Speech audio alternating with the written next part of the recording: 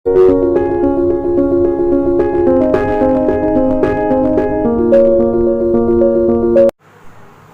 Students, good morning. देखिए, आज इस वीडियो के अंदर हम बात करेंगे क्लास 8 के चैप्टर 6 कंबस्टन एंड फ्लेम के नेक्स्ट क्वेश्चन आंसर्स के बारे में। क्वेश्चन नंबर 10 तक हम कंप्लीट कर चुके थे लास्ट वीडियो में, जिनको आपको अपनी फेयर नोटबुक में नोट कर लेना है। नेक्स्ट क्वेश्चन है 11। क्वेश्चन नंबर 11 है इन एन एक्सपेरिमेंट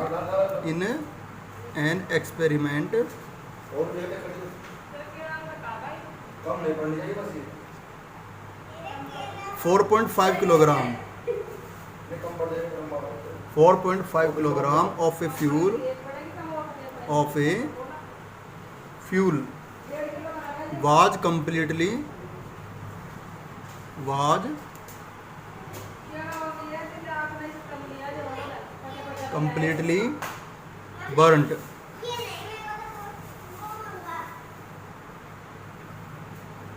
एक एक्सपेरिमेंट में 4.5 किलोग्राम एक फ्यूल है जो कम्प्लीटली बर्न हो चुका है।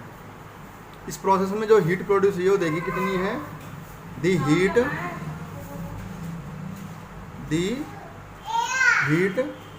Produced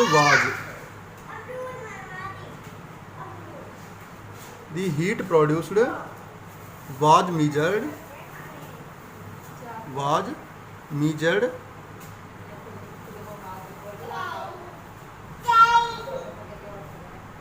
to be 18000 kilojoule.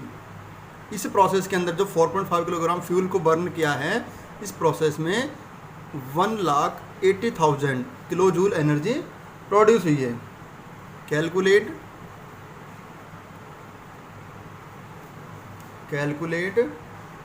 The calorific value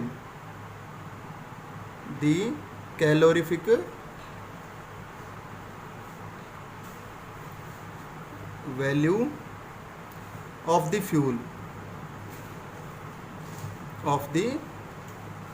fuel. हमको उस फ्यूल की कैलोरीफिक वैल्यू कैलकुलेट करनी है। कैसे कैलकुलेट करेंगे? देखो, इसका आंसर देखिए, सॉल्व करते हैं इसको। कैसे इसका सॉल्यूशन करेंगे? हमको क्या दिया हुआ देखिए, गिवन क्या दिया हुआ है हमें। हमको गिवन है टोटल मास ऑफ फ्यूल।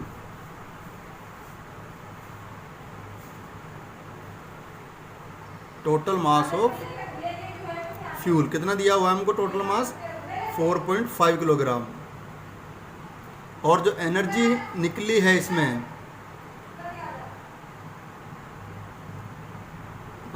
देखिए एनर्जी कितनी दी हुई है हमको? एनर्जी प्रोड्यूस्ड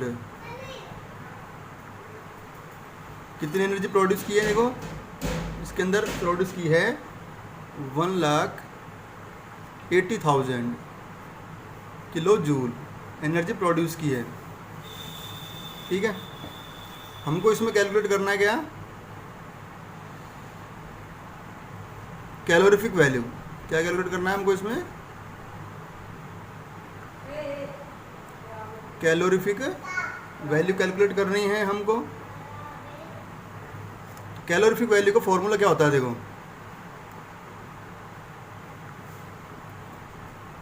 कैलोरीफिक वैल्यू का फॉर्मूला होता है एनर्जी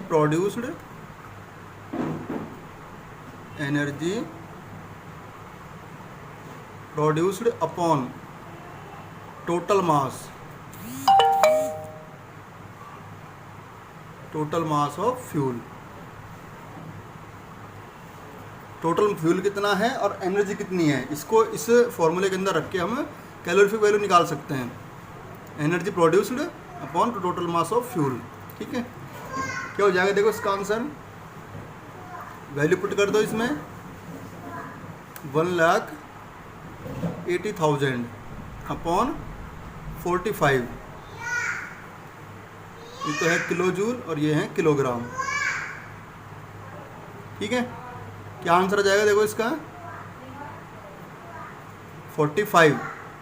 ये 1 बार कटेगा किससे, देखो 45 को 2 से मल्टीप्लाई करते तो 90 होता है, और 45 को अगर 4 से मल्टीप्लाई करते तो 180 होता है। तो ये कितनी बार कट जाएगा, 2 बार। और यहाँ पे कितने बचे फिर, 3 0 बच गए हैं। तो क्या आंसर आ गया इसमें 2000 किलो जूल पर किलोग्राम। ये इसकी कैलोरीफिक वैल्यू हो जाएगी। जो 4.5 किलोग्राम जो फ्यूल बर्न किया है, जिसमें 1,80,000 किलो जूल एनर्जी प्रोड्यूस हुई है, उसकी जो कैलोरीफिक वैल्यू है कितनी हो जाएगी, 2000 किलो जूल पर किलोग्राम। यानी 1 किलोग्राम फ्यूल को बर्न करने से उसमें कितनी एनर्जी निकल रही है, 2000, ठीक है, किलो जूल। ये इसको स्क्रीनशॉट लेके इसको सॉल्व कर लो। सॉरी देखो इसमें यहाँ पे 4 बार जाएगा ना, ये 4 बार डिवाइड होगा इसमें, सॉरी इसको देखो 4 बार होगा डिवाइड, ठीक है। 45 को हम 4 से मल्टीप्लाई करते तब जाके 180 आता है, तो यहाँ कितना आ जाएगा, ये 4000 आ जाएगा, ठीक है। चेंज कर लेना इसको 4000 किलो जूल पर किलोग्राम। इसको स्क्रीनशॉट लेके नोट करो। Next question number 12। Question number 12 है, can the process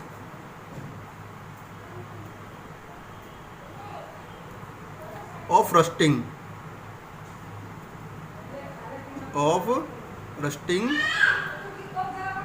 be called combustion, be called combustion। क्या हम रस्टिंग को कंबस्टन भी बोल सकते हैं, डिस्कस। इसको डिस्कस करना है, इसका आंसर क्या आंसर हो जाएगा, देखिए इसमें ये हमको बताना है कि हम रस्टिंग जो प्रोसेस है उसको हम कंबस्टन भी बोल सकते हैं क्या। ये इसका आंसर की बात करते हैं, देखो आंसर क्या हो जाएगा इसका, in the process of combustion, in the process of combustion,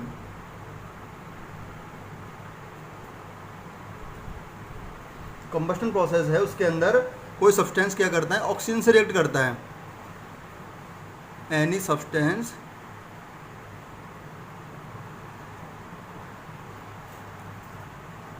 Burns in the presence, Burns in the presence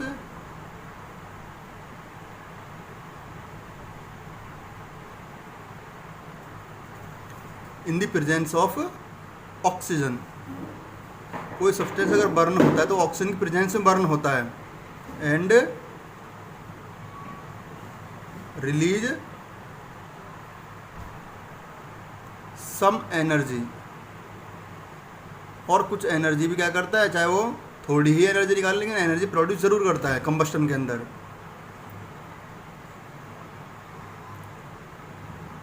as well as, same उसी तरह से, in the process of rusting, in the process of rusting, rusting process है, उसमें क्या करता है, iron किससे react करता है, ऑक्सीजन से। Iron reacts with oxygen and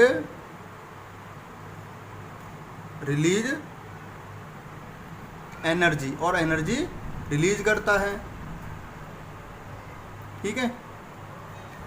rusting जो प्रोसेस है उसमें आयरन ऑक्सीजन से रिएक्ट करता है और एनर्जी रिलीज करता है, ठीक है।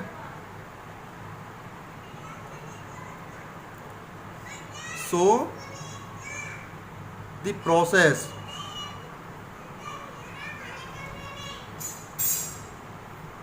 of rusting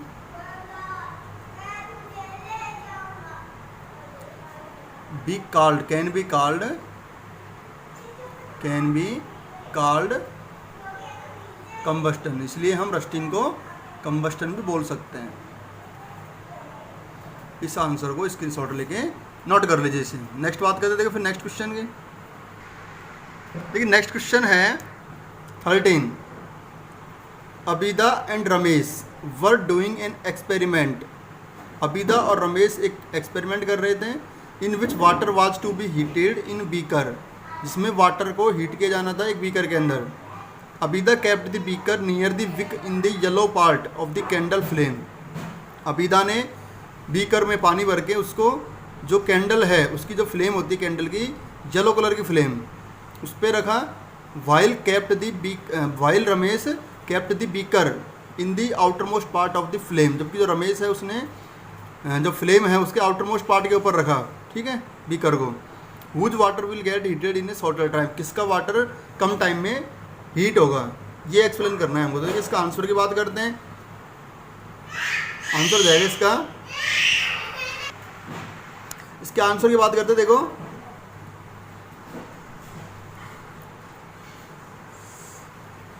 Ramesh kept the beaker in the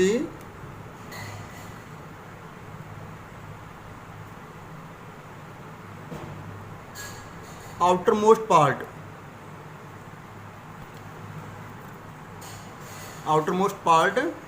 means in the blue flame, उसने कहाँ पे रखा है उसको, ब्लू फ्लेम पे। आउटर मोस्ट पार्ट में ब्लू फ्लेम होती है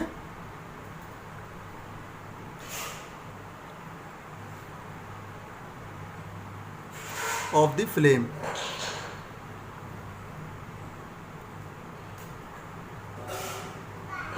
which is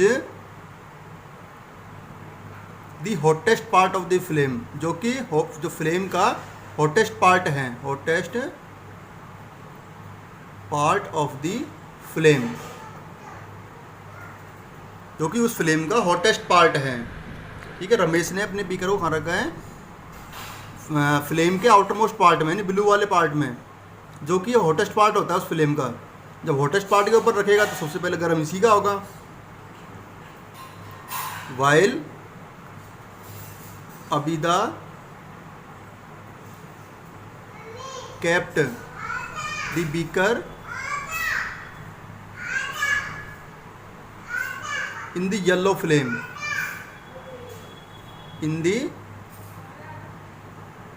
yellow flame,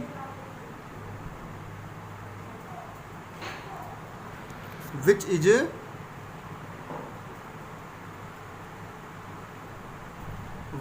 less hotter than blue flame. और ब्लू फ्लेम कौन सी, आउटर मोस्ट पार्ट है जिस पर रमेश ने रखा है। सो